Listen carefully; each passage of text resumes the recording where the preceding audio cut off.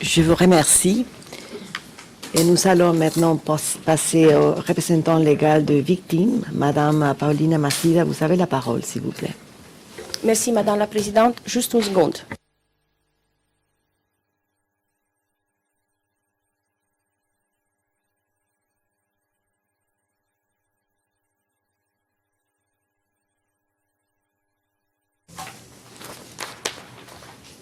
Madame la Présidente, Mesdames les juges, je vais tout d'abord adresser, avant mes déclarations de clôture, brièvement deux questions qui ont été soulevées par mes confrères de la Défense lors de présentation d'hier et du mardi 30 septembre.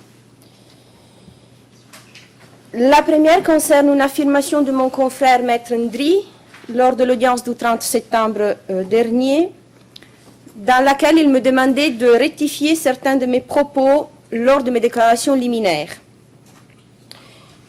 Je cite, Madame la Présidente, de la transcription d'audience du 30 septembre 2014, la version éditée français à la page 52, lignes 8 à 16.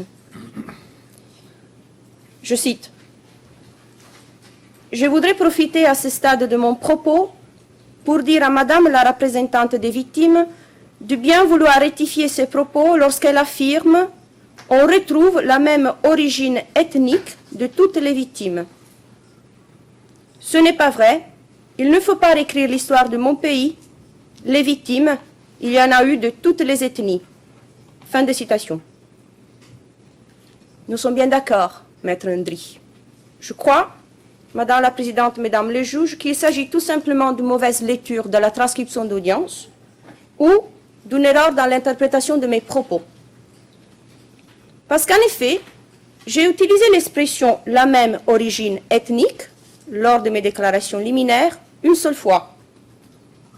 À la page 22, lignes 22 à 24 de la transcription française éditée du 29 septembre 2014. Et je cite. On retrouve la même origine ethnique dans les attaques et dans les violences systématiques perpétrées par les jeunes patriotes au détriment des Ivoiriens du Nord. Fin de citation. J'espère que cela clarifie mes propos.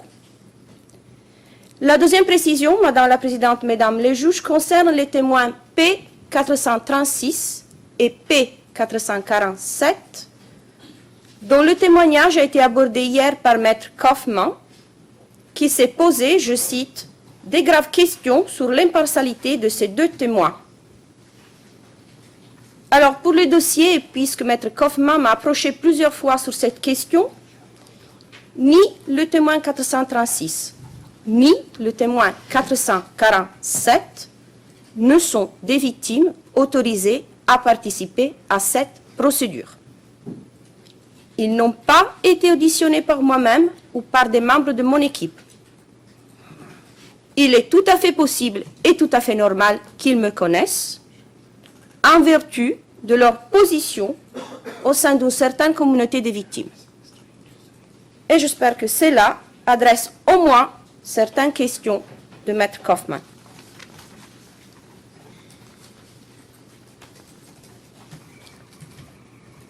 Madame la Présidente, Mesdames les juges, M. Blégoudet est soupçonné d'être responsable de 4 chefs de crimes contre l'humanité, à savoir meurtre ou tentative de meurtre, viol, persécution et autres actes inhumains commis pendant les violences post-électorales de 2010-2011.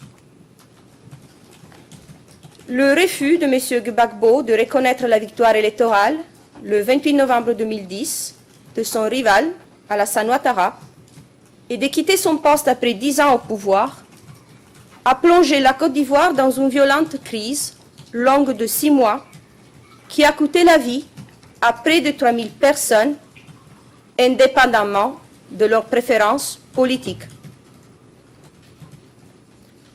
Les attaques commises par les forces pro-Gbagbo entre le 27 novembre 2010 et le 8 mai 2011, notamment par les jeunes patriotes dont Blégoudet était le leader incontesté, dans le cadre d'un plan tel que décrit par l'accusation, revêtait un caractère généralisé et systématique, et était dirigé contre des communautés ethniques ou religieuses spécifiques. En conséquence de cette politique, des centaines de civils ont été attaqués, pillés, blessés, violés, certains brûlés vifs. Les éléments de preuve qui vous ont été soumis au cours de cette présentation, Madame la Présidente, je ferai référence à certains des éléments de preuve qui ont été présentés. Toutefois, je ne vais pas alourdir ma présentation avec les numéros ERN. Je demanderai l'autorisation de la Chambre de bien m'autoriser à déposer mes soumissions avec des notes de bas de page pendant la pause. Je vous remercie.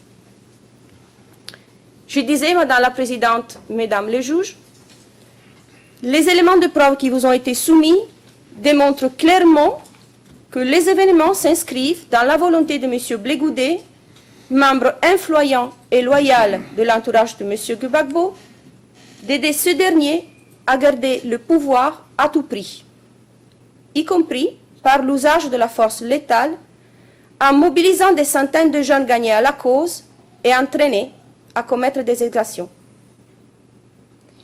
Les victimes soutiennent, à l'instar de l'accusation, que les crimes reprochés à M. Blé-Goudet ont été perpétrés dans le cadre de la mise en œuvre d'un plan soigneusement organisé dont le but était le maintien au pouvoir de M. Gbagbo à travers l'utilisation de moyens privés et publics.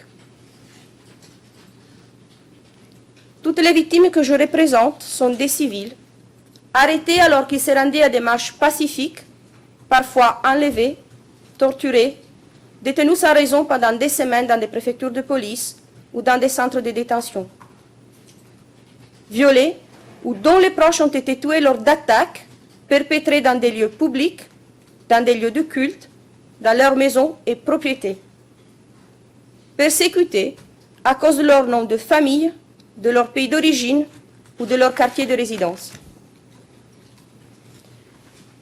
Toutes les victimes relatent les événements ciblant des ethnies spécifiques. Leurs agresseurs les ont bien identifiés en tant que supporters de Ouattara ou assimilés aux supporters de ces derniers, de par leur origine, ethnie, religion, endroit de résidence, ou, à tout le moins, de par la perception que leurs agresseurs avaient de leur origine, ethnie, religion ou appartenance politique. Les éléments de preuve présentés par l'accusation tout au long de cette audience démontrent que M. Blé-Goudet a joué un rôle important dans la commission des crimes qui lui sont imputés. La défense a bien tenté de vous faire croire que M. Blé-Goudet était un homme de paix, exerçant son droit de s'exprimer librement, qu'il ne tenait pas de propos violents et qu'il n'avait aucune intention discriminatoire dans ses discours. Orateur brillant, doté d'un charisme incontestable, il a su mobiliser des jeunes prêts à obéir à ses ordres visant à chasser les étrangers, perçus comme pro-Ouattara, et à exécuter ces ordres de façon rapide et efficace pour défendre M. Gbagbo avec tous les moyens. Il a notamment utilisé des techniques oratoires variées, dont une rhétorique xénophobe incitant à la haine contre les civils de certaines ethnies, considérés comme n'étant pas des vrais Ivoiriens ou comme complices des étrangers qui veulent prendre possession de la Côte d'Ivoire. Il a également coordonné les agissements des jeunes patriotes. J'y reviendrai. Les mots « personnes étrangères » qui ont été évoqués à plusieurs reprises lors de cette audience doivent être compris dans le contexte de la politique de l'ivoirité. Ces termes doivent être entendus au sens plus large, comme englobant pas seulement les non-ivoiriens, mais également toute personne qui pouvait paraître comme ne vivant pas de façon habituelle dans certains quartiers, et qui étaient identifiées selon des différents critères. La façon de s'exprimer, la façon dans laquelle elles étaient habillées, ou encore le fait de porter des amulettes.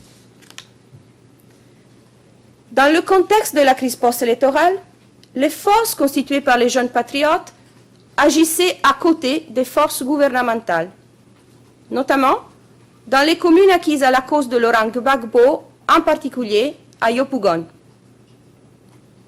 Ces forces exerçaient leur pouvoir dans la rue, où elles installaient des barrages en suivant une organisation précise à l'échelon du quartier et de la commune. Ainsi, l'ordre de dénoncer les étrangers ne signifiait pas seulement de les conduire dans un commissariat de police, mais également de les dénoncer aux différentes hiérarchies établies au niveau des barrages. C'est ainsi que les violences au niveau des barrages se sont produites sur une grande échelle, lorsque les individus préposés s'arrogeaient le droit de vérifier les papiers des personnes considérées comme des étrangers et de procéder à des jugements et à des exécutions sommaires.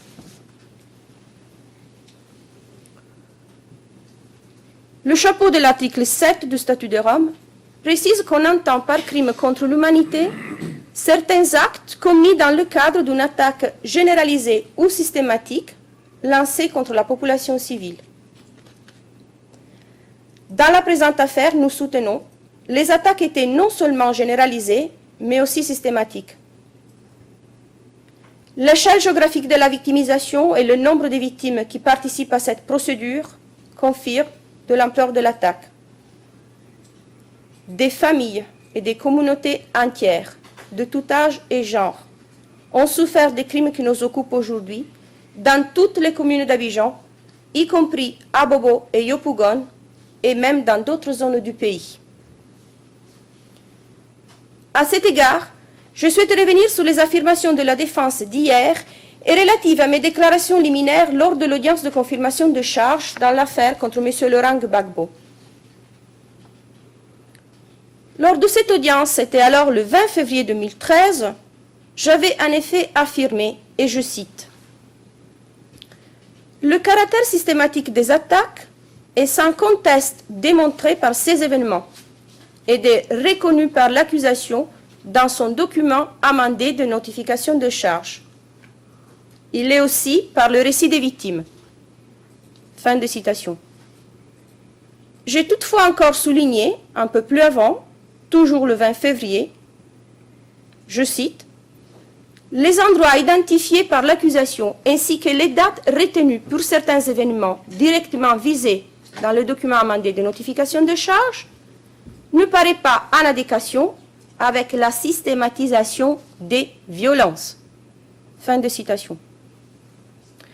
Cette affirmation, Madame la Présidente, Mesdames les juges, se référait essentiellement aux événements que l'accusation relatait avoir été commis le 12 avril 2011, pour argumenter en effet que les dits incidents s'étaient vérifiés aux alentours du 12 avril 2011. Point qui d'ailleurs a été retenu dans la décision de confirmation de charge à l'encontre de M. Gbagbo, au paragraphe 273.d, ainsi que maintenant dans le document de notification de charge dans cette affaire. En conséquence, les 5 épisodes mentionnés dans le document de notification de charge et discutés lors de cette audience ne constituent que des exemples de la large victimisation causée par les événements de la crise post-électorale de 2010-2011. D'ailleurs, l'accusation s'appuie sur plus de 800 actes commis contre les civils lors de 38 incidents, tels que clarifiés au paragraphe 331 du document de notification de charge, et indique que le nombre de victimes dans le document est estimé de minima.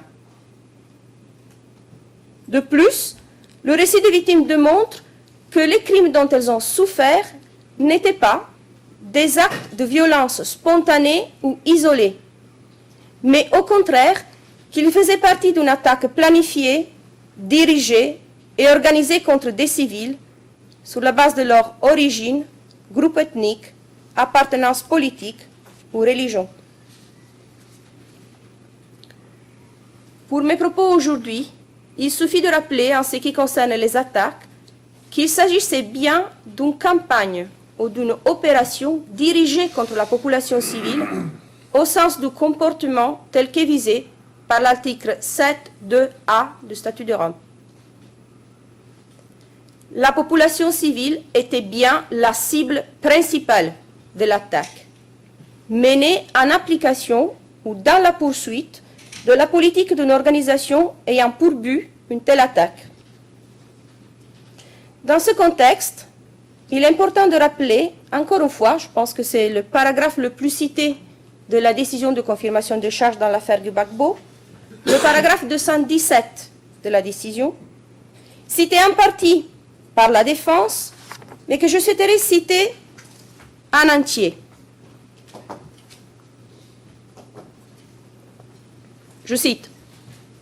Enfin, l'article 7.2a du statut précise que la politique ayant pour but l'attaque lancée contre la population civile doit être attribuée à un État ou à une organisation. Pour ce qui est de la notion d'organisation, les chambres de la Cour ont constamment considéré qu'une telle politique peut être mise en place par des groupes de personnes dirigeant un territoire donné ou par toute organisation capable de commettre une attaque généralisée ou systématique contre une population civile.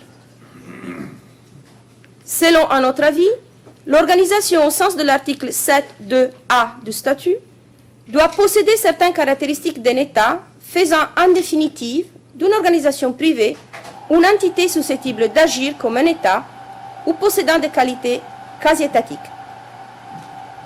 En l'espèce, la Chambre est d'avis que l'organisation, dont l'existence est alléguée par le procureur, est suffisamment établie par les éléments de preuve disponibles, satisferait aux critères que l'on retient l'une ou l'autre de deux interprétations. Fin de citation.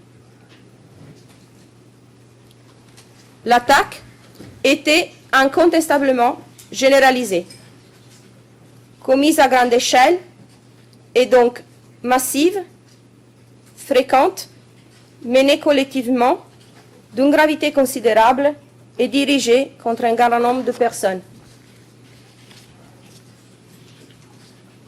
Je vous prie de m'excuser, il faut que j'explique, c'est un moment qu'on va fermer les rideaux. Et il y a une dame qui ne s'est pas sentie bien à la galerie du public. On est en train d'arranger ça, mais après on va revenir à la galerie aussi.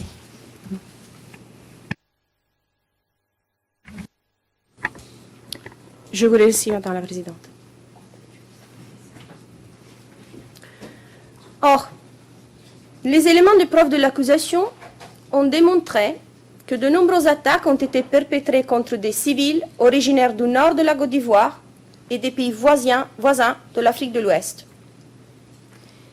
Les descriptions des événements faites par les victimes corroborent les éléments de preuve présentés par l'accusation, et notamment celles qui s'y réfèrent aux attaques récurrentes contre les mosquées, aux viols perpétrés souvent sous la menace d'une arme, en brutalisant, humiliant et dégradant les victimes, parfois devant des membres de leur famille laissés impuissants. Ces actes ont eu sur les victimes que je représente un impact et des conséquences qui les touchent dans leur quotidien et à long terme. Ainsi, de nombreuses victimes souffrent encore d'humiliation et stigmatisation.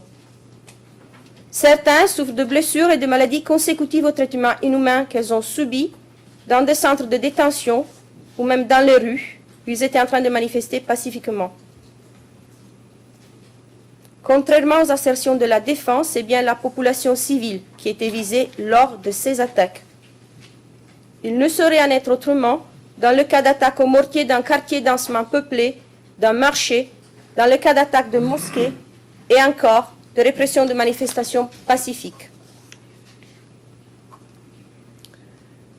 Madame la Présidente, Mesdames les juges, concernant la responsabilité du suspect et le mode de responsabilité envisagé, M. Blé Goudet est poursuivi en tant que coauteur direct, conformément à l'article 25.3a du Statut de Rome, des crimes perpétrés par des personnes qu'il a utilisés dans le cadre d'un plan commun élaboré afin de garder M. Laurent Gbagbo au pouvoir, ainsi que pour avoir ordonné, sollicité, encouragé, facilité ou pour pouvoir apporter son aide, son concours ou toute autre forme d'assistance à la commission des crimes visés dans le document de notification de charge, conformément aux articles 25.3b, c et d du statut. En ce qui concerne d'abord l'article 25.3a, tel que soutenu par l'accusation, la coperpétration pourrait être comprise comme une division fonctionnelle des tâches criminelles entre au moins deux perpétrateurs liés par un accord ou un plan commun. L'existence d'un plan commun a été démontrée par l'accusation qui a également expliqué que les forces pro-Gbagbo, y compris les jeunes patriotes, menaient des actions concertées et coordonnées, conscients que la mise en œuvre du plan commun aboutirait à la commission des crimes. La Chambre préliminaire 1, dans sa décision de confirmation de charge contre M. Laurent Gbagbo, a déjà reconnu 1. Qu'avant l'élection présidentielle de 2010, Laurent Gbagbo et son entourage immédiat, dont M. Blegoudé faisait partie, ont conjointement conçu et mis en œuvre un plan commun en vue de maintenir la présidence par tous les moyens, y compris par le recours à la force. 2. Qu'une attaque systématique et généralisée contre la population civile a été perpétrée entre le 16 décembre 2010 et au moins le 12 avril 2011. 3. Que lors de la dite attaque, des crimes de meurtre, viol, traitement inhumain et persécution ont été commis contre des victimes civiles, ciblées pour des motifs d'ordre politique, national, ethnique ou religieux, parce que considérés comme des partisans de Alassane Ouattara. 4. Que la structure permettant à Laurent Gbagbo de mettre en œuvre le plan commun comprenait les jeunes pro-Gbagbo. 5. Que Laurent Gbagbo avait coordonné la mise en œuvre du plan commun, entre autres, en incitant les gens, directement ou par l'intermédiaire de Blegoudé, à se battre pour la nation et à continuer à résister et à combattre Alassane Ouattara et ses terroristes. Ces conclusions sont également applicables à cette procédure. De plus, dans la présente affaire, l'accusation a démontré que le suspect faisait partie de l'entourage immédiat de Laurent Gbagbo et recevait des ordres de ce dernier. Il était le leader incontesté des jeunes patriotes et leur donnait des ordres qui étaient exécutés de façon coordonnée et rapide. Il a joué un rôle déterminant dans l'exécution et la réussite du plan commun en galvanisant les jeunes patriotes par ses discours incitant à la haine envers certaines catégories de personnes ciblées à cause de leur origine nationale, ethnique, religieuse ou politique. Et enfin, qu'entre le 16 décembre 2010 et le 8 mai 2011, des crimes de meurtre, viol, traitement inhumain et persécution ont été commis sur une vaste échelle, de façon systématique et généralisée. Les éléments de preuve présentés par l'accusation permettent également de conclure que M. Blegoudé a participé en tant que co-auteur à la conception et à la mise en œuvre du plan commun, ainsi qu'à la commission des crimes qui en sont découlés. Mais la responsabilité de M. Blegoudé est également engagée par l'accusation conformément à l'article 25.3b, c et d du statut de Rome. En particulier, l'accusation a présenté de nombreux éléments de preuve établissant la position d'autorité que M. Blegoudé exerçait sur les jeunes patriotes et d'autres organisations. À titre d'exemple, les éléments de preuve de l'accusation démontrent que le 25 février 2011, lors d'une réunion devant des centaines de personnes, M. Blegoudé a donné des ordres suite auxquels des barrages ont immédiatement été érigés à Yopougon. Tel que je l'ai déjà expliqué dans mes déclarations liminaires, de nombreux crimes étaient commis au barrage où les victimes perçues comme des supporters de Ouattara ou assimilées à eux étaient systématiquement arrêtés, fouillés, torturés, parfois tués. L'accusation a également prouvé que dans son discours du 24 février 2011, M. Blé-Goudet a appelé les jeunes à empêcher tout mouvement de l'ONUCI et qu'en conséquence, les véhicules des Nations Unies étaient ciblés au balage. Inversement, Madame la Présidente, Mesdames les juges, les ordres de ne pas agir prononcés par M. Blé-Goudet étaient également exécutés, comme par exemple l'ordre du 5 janvier 2011 de ne pas attaquer l'hôtel du Golfe. En conséquence, M. Blé-Goudet était en position d'autorité tout au long de la période visée par le document de notification de charge et a utilisé consciemment cette position pour encourager la commission des crimes. En tant que général de la rue, et tel qu'indiqué par les victimes elles-mêmes, il a prononcé de nombreux discours dans lesquels il a proféré des ordres visant la commission des crimes contre des civils perçus comme pro-Ouattara. Les éléments de preuve présentés par l'accusation lors de cette audience permettent de confirmer les charges sous l'angle de plusieurs modes de responsabilité, tels que déjà décidés par cette Chambre dans l'affaire contre M. Laurent Gbagbo. Je cite, au paragraphe 227 de la décision, « Lorsque les preuves établissent de manière satisfaisante les différentes qualifications juridiques proposées par le procureur pour un même ensemble de faits, il convient que les charges soient confirmées avec les différentes qualifications possibles, pour que la Chambre de première instance décide si l'une ou l'autre de ces qualifications est prouvée au regard de la norme d'administration de la preuve applicable au procès. » Fin de citation.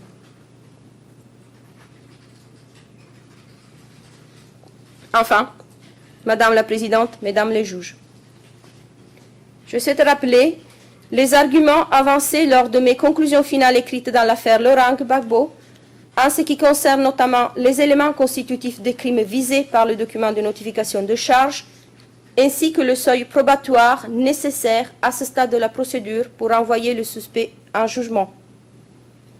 Et je me réfère en particulier respectivement aux paragraphes 26 à 32 et 49 à 56 des soumissions déposées le 14 mars 2013.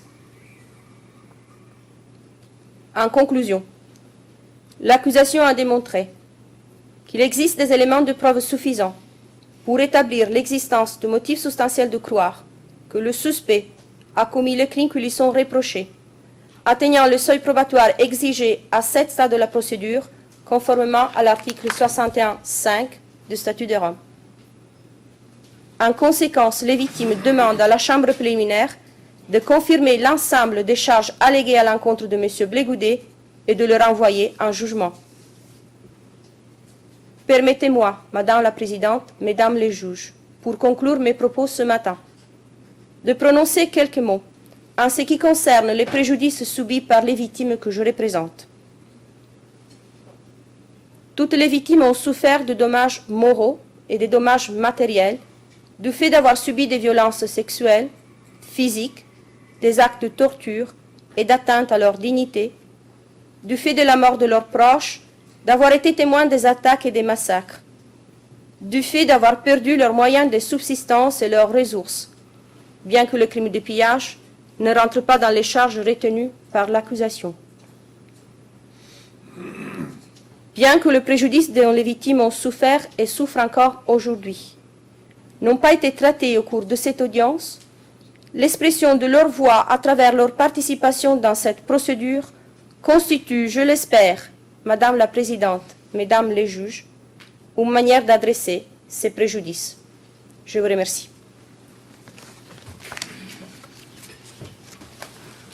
Je vous remercie, Madame Massida, représentante légale des victimes. Nous allons suspendre notre audience pour une demi-heure. Nous allons revenir à 11h30 pour entendre la déclaration de clôture de la défense. La session est levée. All rise, vous vous levez.